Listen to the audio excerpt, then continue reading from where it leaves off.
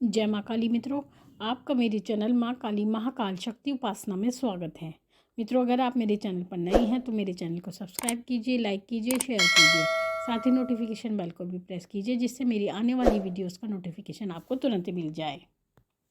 मित्रों, जब भी हम कोई पूजा करते हैं, कोई साधना करते हैं, तो उस समय पर सबसे पहले जो कार्य किया जाता है वो होता है दीपक प्रज्वलित करने का, यानी दीपक जलाने का कार्य। लेकिन दीपक एक ऐसी चीज़ है जो हमारे बहुत सारे कार्य सिद्ध करता है। यानी जब हम दीपक जलाते हैं तो शक्तियाँ प्रकट होती हैं। अगर हम पूजा बिना दीपक जलाए करते हैं तो ऐसी परिस्थिति में कोई भी शक्ति नहीं आती है। तो इसलिए शक्तियों को बुलाने के लिए हमें दीपक लगाना ही पड़ता है। और आप जब दीपक लगाते हैं तो आपके घर में एक अलग ही वातावरण होता है, आपके मन को शांति मिलती है। दीपक की ज्योत को देखने से मन को शांति मिलती है, मन में एकाग्रता आती है, आपके घर में सकारात्मकता आती है। इसलिए सभी व्यक्तियों को दीपक अवश्य ही प्रज्वलित करना चाहिए। और दीपक जलाने से वातावरण शुद्ध होता है। और दीपक जलाने का जो उद्देश्य होता है वो ये होता है कि आप अपने जीवन के अंधकार को दूर करते हैं और उसमें प्रकाश फैलाते हैं।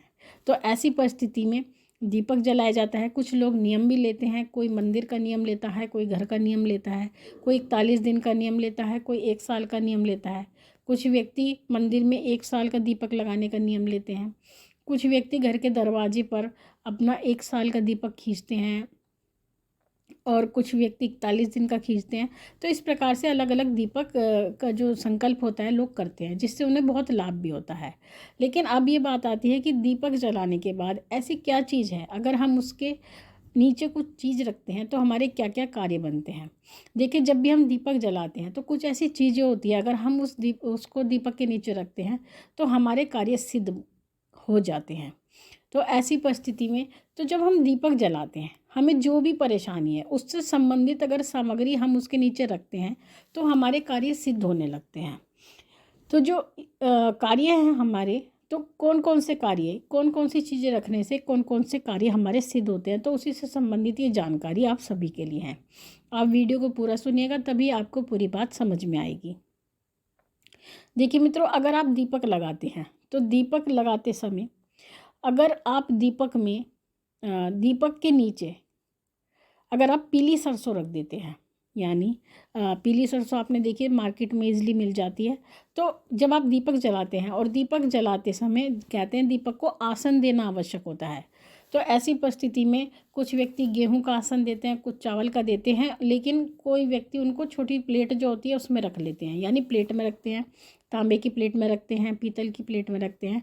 तो उस समय पर अगर आप दीपक के नीचे पीली सरसों रख देते हैं, तो अगर ऐसा करते हैं तो आपके शत्रुओं का नाश होता है। अगर आपको शत्रु परेशान कर रहे हैं, किसी प्रकार से कष्ट पहुंचाते हैं या आपके लिए नए नए षड्यंत्र रचते रहते हैं, तो ऐसी परिस्थिति में आपको दीपक के नीचे पीली सरसों रखनी चाहिए।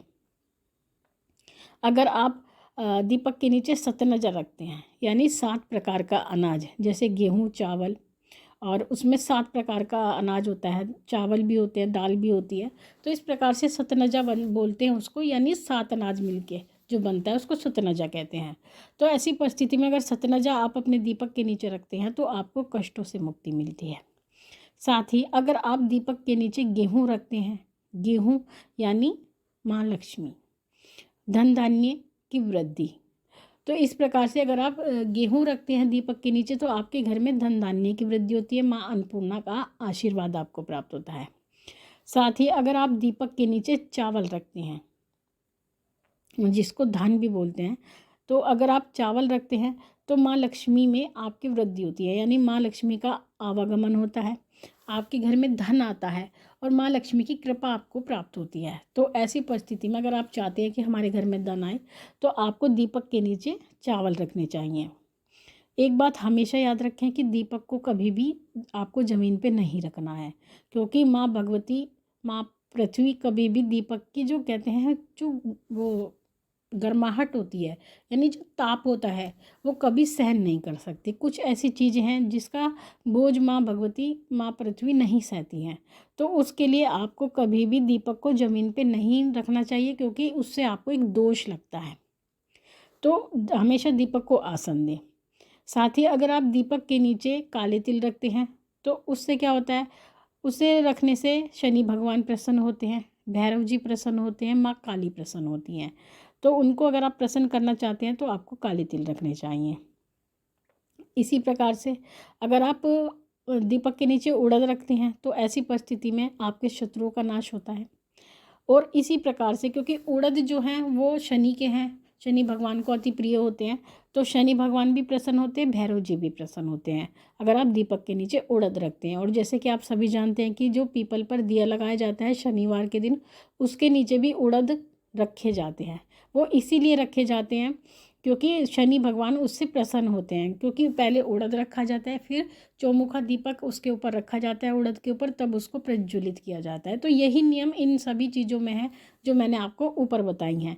तो अगर आप इसी प्रकार से दीपक को अलग अलग तरह का आसन देते हैं तो आपकी अलग अलग कष्ट और परेशानी से आप मुक्त हो जाते हैं।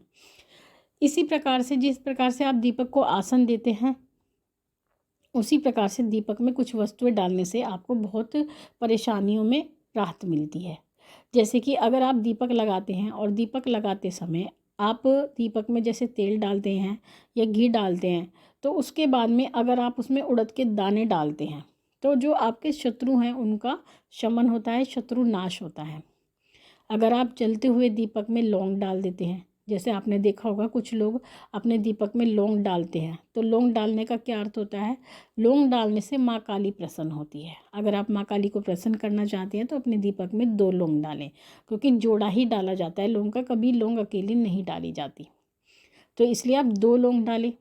अगर आप दीपक में गुलाब की पंखुड़ियाँ डालती हैं, जैसे कि गुलाब के फूल की जो पंखड़ी होती है, अगर आप वो पंखड़ी अपने दीपक के घी या तेल में डालते हैं तो आपको देव शक्तियों का आशीर्वाद मिलता है, आपसे देव शक्तियाँ प्रसन्न होती हैं, यानी जितनी भी दिव्य ऊर्जा है वो प्रसन्न होती हैं अगर आप दीपक में पंखुड़ियाँ डालते हैं गुलाब के फूल की।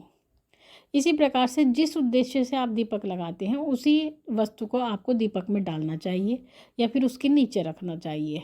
और सबसे जो शुद्ध माना जाता है वो मिट्टी का दीपक माना जाता है, क्योंकि मिट्टी का दीपक से शुद्ध कोई वस्तु शुद्ध नहीं होती। कहते हैं मिट्टी की हर चीज़ शुद्ध होती है, क्योंकि ये पंच तत्व से मिलकर बनी है।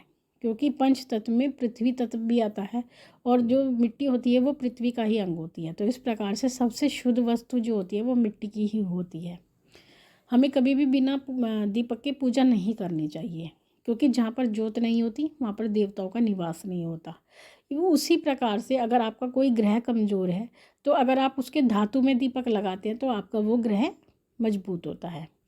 जैसे कि अगर आपका चंद्र कमज़ोर है तो उसके लिए आपको चांदी का दीपक लगाना चाहिए, यानी चांदी के दीपक में शुद्ध देसी घी का अगर दीपक लगाते हैं तो जो आपका चंद्र ग्रह है वो मजबूत होता है।